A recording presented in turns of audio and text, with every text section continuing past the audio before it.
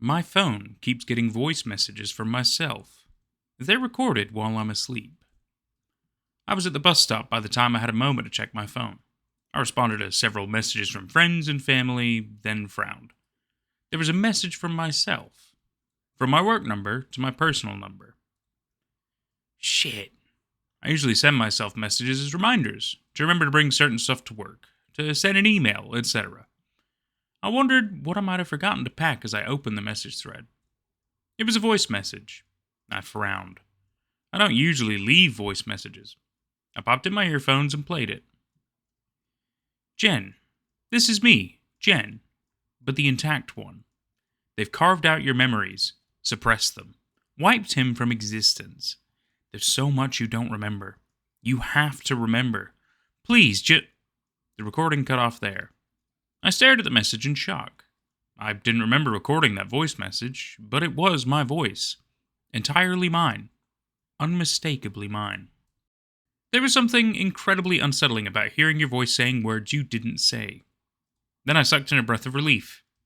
AI. That was probably it. My phone had probably been hacked. A scammer was sending me an AI-constructed voice message. I felt a tingle of unease. The AI voice was so accurate. But at least the mystery was solved. The bus came then, and I put it out of my mind. I would reformat my phone later at night. I reformatted my phone, but the messages kept coming. Always with the same ominous messages.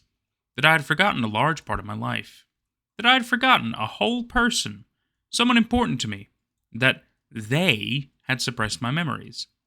They weren't even creative about it. I mean, when a scam isn't working, try something else, right? I took it to a tech guy who couldn't figure it out. I didn't want to buy a new phone, so I just ignored the messages. The annoying thing was that sometimes I ignored my own messages of reminders because of that. I only began to fear when I first lost time. 1 minute, I was in a taxi, staring into space, mind grazing on whatever pointless topics.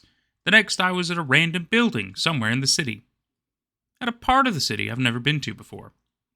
I had no idea how I got there. When did I get out of the taxi? Did I pay the driver? Did I bus? How long had I been standing there? I looked at the building before me. Nothing out of the ordinary. The typical gray, gloomy facade of industrial buildings where dreams go to die. I left. Walking to the nearest bus stop, my knee gave out at one point, but I caught myself before I fell. I sat at the seat and clasped my shaking hands together. What happened? Why did I not remember? The sky was nearly dark. I looked at my phone. I'd lost about 4 hours. Hours completely unaccounted for. That's when I saw it. Another voice message. I squashed my rising fear and played it. Jen, you stubborn bitch. Listen to me for fuck's sakes. Wake up. This is not a joke. Not a prank, not a scam, nothing like that. This is real. Do you not remember him? Dean? How could you forget? I don't care what they did to your brain. You ought to remember him anyway. Your body, your emotions. Isn't there any inkling of who Dean, the love of your life, might have been? I paused the message. Dean. Was I crazy? Was I imagining it? Was I getting swayed by this scammer? Because I thought I felt a tug in my heart upon hearing his name. I thought I saw a ghost of a silhouette in my mind. I shook my head and played the rest of the message. I'm you. I'm the you that has all the memories. Just believe me, for fuck's sake. They suppressed me, but I'm here. I can only reach you, reach my own body, our body, when you're in a semi-unconscious state. Like a dream state. Even gaining control of your body in that state took me months. And you just kept waking up after a short time. This time, though, it's been an hour. I still have control over our body. Maybe with time, I can regain full control. I can get me back. The real Jen, with the real memories. I recoiled and shut off the message. She was going to take over my body? A faint whisper of logic kicked in. She's not real. She's a scammer. An AI recreation of my voice. A really, amazingly faithful recreation. But not me, nonetheless. But I couldn't believe that whisper. I felt it in my gut. The other Jen was telling the truth. I gulped and pulled up the message again. Played it to the end. I don't know why they killed Dean. Why they erased him from our mind. Well, your mind. I don't know who they are. But I have a vague inkling. Dean had told us about it, remember? That he was onto something that would blow things up. People will be shooketh, was what he said. Everyone in the world will be shooketh. Remember that? I thought hard. Again, it felt like I'd heard those phrases before. I felt a familiar irritation at the use of the word shooketh. Was I making things up? The recording went on. Then he was killed. Then one day, I was here, trapped in your mind. I watched as you went about life, not grieving Dean, acting like he had never existed. And I tried to reach you, but I couldn't. Not until a while back. I've been trying to do some research whenever I got a hold of our body. I've been trying to find the past messages and emails from Dean. They're all gone. I tried to find out who might have done this to us. I posted about our situation on the web, under pseudonyms, with VPN. I gasped. That would explain why I had sudden VPN charges. And someone mentioned having a friend with a similar experience, that it was linked to this company, Elaxia. The thing about Elaxia is, it doesn't have an address, nor a website. But I got in touch with this someone. They shared a location, an industrial building downtown. I'm headed to it right now. Hopefully I retain control long enough to find something out. Wish me luck. And please, just fucking stop ignoring my messages. All of them are completely fake names. Jen, Dean, Elaxia. I'm not dumb. I'm not going to get caught this way. Now that I know they're monitoring everything. I shut my eyes and took a few deep breaths. I needed to calm down, to think logically. Could anyone have erased my memories of someone entirely? Wouldn't my friends know? Wouldn't others remember him? I was alone in this city. I've been here 9 months. I've made no good friends yet, but I have friendly colleagues. I don't talk about personal stuff often with them. I don't tell my family much, beyond reassuring them that my life here is awesome and that I'm settling in well. But I talked to my bestie back home about my life. I'm sure I would have talked to her about this Dean, if he existed. I pulled out my phone and texted my bestie. Did I ever talk to you about a Dean? I was nearly home when she responded. No, why? Who's this Dean? Smirk emoji. No, then. There's no way I would not have told her about a supposed love of my life. So this was all bullshit, right? I went to bed early, but I couldn't sleep until 2 a.m. My mind was racing. I was also terrified of other Jen taking hold of my body. I awoke with a start. My neighbor's dog was barking like crazy. I was on the floor of the living room. My head was pounding, like someone had wrapped it in an ever-shrinking helmet. What the hell had other Jen done? I stood up and stumbled. What was that smell? Gas. All of a sudden, I was wide awake. I scrambled for the door, falling a couple of times, then crawling to it and flinging it open. I flopped out into the corridor and crawled farther down. My neighbor's door opened, and I could hear him yelling at his dog, something about not refusing walks in the afternoon if he was going to holler the neighborhood awake at night for a walk. He saw me sprawled on the ground of the corridor and rushed to help me up. We ended up waiting downstairs as the police and other personnel arrived. Our immediate neighbors were evacuated, and it took a good 2 hours before we were allowed back home. Apparently, a gas leak had occurred in only my apartment, with no other damages in the building's gas lines. You better believe I bought the highest quality kibble for that dog the next day, and gave it the world's longest scritches. But misfortune kept following me. I was nearly hit by a car. Some kindly Samaritan yanked me out of the way. A taxi I was in had its engine catch fire. Both the driver and I barely made it out before it exploded. I was lucky the driver had incredibly quick thinking. The moment he noticed some smoke, he veered to a road shoulder and ordered me out of the car with him. It blew up seconds after. I'd never seen an engine go from smoking to boom in such a short time before. I kept accumulating people I owed great debts to. Other Jen messaged often. She apologized for being naive, thinking a VPN would successfully mask our activities online.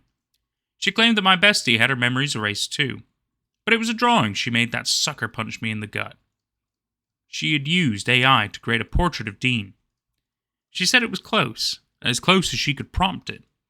Looking at that portrait, I felt something squeeze in my chest, and warm tears tingled my eyes. I looked at that face, and I knew. I knew there was once a Dean. Right? Other Jen told me our time was limited, that they had found out that other Jen existed, that they had run out of ethical fucks to give. Apparently, erasing my memory, wiping Dean from existence, was their way of being ethical. They weren't villains, or so they liked to think. That was Alaxia's M.O. They would do whatever it takes to obtain their objective, but where possible, they liked to avoid murder. But they were happy to do it when necessary. My recent actions, or rather those of other Jens, had put a mark on me. I had to go. I just hoped I hadn't painted a target on my bestie's back by even mentioning Dean. The police didn't believe a word of what I was saying. And by going to the police, I had made it known to official authorities that I knew about what these people had done. To me, to Dean. Someone's in my apartment. I can hear them. They're trying to be stealthy, but I recognize that muffled slide of socks on ground. I have a nail gun ready. That was all I could get. And a baseball bat. And some beer bottles for throwing. I'm going to call the police. But once I do, and speak aloud to the police, I believe they will attack. I wish I could leave other Jen a goodbye message. A floorboard creaked, right outside my door. I'm hitting post. Wish me luck. And that was My Phone Keeps Getting Voice Messages from Myself. They're recorded while I'm asleep. By SignedSyledDelivered. I'm assuming that's how we pronounce SYLED. In which case, clever. I like it. Really good. I could be wrong though, in which case correct me. So, I like this story because I initially thought that it was going to be that there's like a split personality kind of thing going on, or maybe there's a second entity or a different person maybe inhabiting the body that would like try to take over from time to time. And I wasn't totally wrong. It's not exactly a split personality. It's more like it's strange because. And I mean, I'll allude the fact that I think this very much feels like it's very similar to Severance, the TV show that I'm super into at the moment, but we'll kind of talk a little bit about that. But it seems based on the context of what's gone on in the story so far that the intact Jen or other Jen is the original Jen, and it's almost like that version of Jen has been pushed further into the mind, maybe more like in the subconscious level, right? So they're not able to truly take dominion over the body anymore. Whereas there is a version of Jen that is, which means that Jen had to be created in some way, shape, or form, maybe like a personality split or something like that. I'm assuming the Alaxia company has something to do with it, most likely. As to why they would kill Dean and eradicate his existence from probably not even just her memory, but maybe even other people's memories, seems pretty hardcore. That seems pretty hardcore. Maybe he had some major dirt on this company. Could very well be the case. Wouldn't be crazy.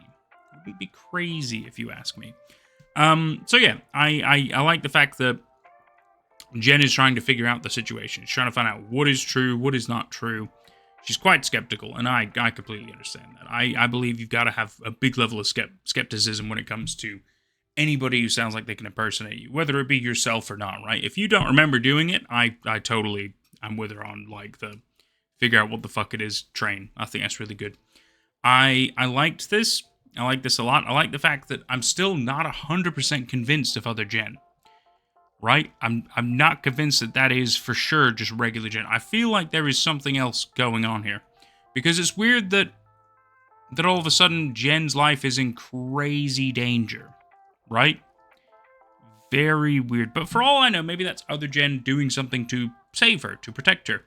But the gas one is the one that kind of confuses me. Because, so it happened while she was asleep in her own apartment. Or, no, I think it was apartment. And basically, you know, luckily got to wake up before anything super bad happened with the gas leak. You know, such as, like, I don't know, she dying, for example. But that could have only happened, so no other gas leaks happened except for in her apartment, specifically. But she was the only one with access to it at the time, which makes me think other Jen would have done that? Why would other Jen try to kill her? I don't know, but that's what I'm thinking. I'm thinking other Jen is not who she says she is. But that's my thoughts. I'm curious to hear your thoughts down below in the comments. Let me know. I'd really like to know your thoughts. That's kind of where I am in this story, which makes me really confused and intrigued at the same time. So things this made me think about. Naturally, I brought up the TV show Severance because it's a fantastic example. Simply because and it's not exactly major spoilers here. It's stuff that gets established within like the first 2 episodes. By signing up to work for this corporation, or at least a specific division, to my understanding. Maybe there's other places to do it. I'm not entirely sure, but basically, they have this severance floor, and if you work there, you're agreeing to have your personality basically split into 2. You have your innie, which is the one that works, like they only exist when they're at work, and then your outie, which is the real you, the one that doesn't, the one that gets to do everything else besides work. Now, you still have to go to work and everything and leave work. Like, it's not like you're 2 people at the same time. No, you're inhabiting the same body. But it is like there are 2 versions of you. One is only active at work, one is only active outside of work. It's very interesting, and it makes you question a lot of things like why such weird secrecy? Why all this? They're not allowed to communicate with each other, even though they're the same person. There's all manner of stuff about it that is just like, it's really interesting, and it's really bizarre, and it's really mysterious. Got very heavy vibes of that, which I'm really all for. Otherwise, other ones that'll make me think about are Split, because yet again, it's about the personality, dissociative identity disorder, or some people call it like a personality split, I suppose. And yeah, it's not exactly the same, of course not, but it's just one of the only other things that immediately came to mind about like having more than one version of the same person. You could also, I suppose you could also talk a little bit about Fight Club as well as an option. If you don't know why I'm bringing up Fight Club, I mean, it's not exactly perfectly in line with it, because, well, I don't exactly want to spoil it, but basically, because Tyler Durden is, not real. Sorry, that is a spoiler. I'm so sorry if you didn't want a spoiler about Fight Club from the fucking 90s. But, yeah, so there you go. God, I mean, I suppose that there are other, like, personality splits or dissociative identity disorder choices, of course. I mean, Shutter Island kind of has a bit of that. Psycho, like with Norma Bates and stuff. Yeah, that kind of works. There's a number. I'm sure I could bring up, but we'll be here all day if we do that. Yeah, so that's those are things to think about. I've super enjoyed the story, and I sure hope you have too. I've been Nate at Night, and we'll see you next time. Take care out there. Shout out to these cool peeps. Seriously, we wouldn't have got this far without them.